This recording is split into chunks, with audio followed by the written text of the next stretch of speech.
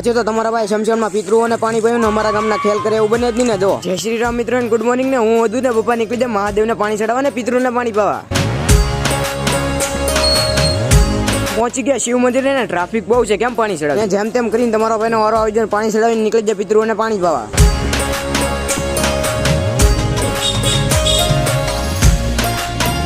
મિત્રો શમશાના પોગી જાય ને ટ્રાફિક એમ છે ને, ઓહો પાણી ભરવામાં તો 2 જ નળ ચાલુ છે. પછી તો તમારો ભાઈ જેમ તેમ કરીને ગાયગર ભરીને આવ્યો ને પછી પાવા મળો પિતૃને પાણી. ને મિત્રો પિતૃને પાણી પીને આ છે અમારે માલણ નદી ને મને નાવાનું મન થાય પણ પપ્પા નાવા નહીં દેતા. ને હર્ષિલભાઈ ને તો કઈ છે બીક.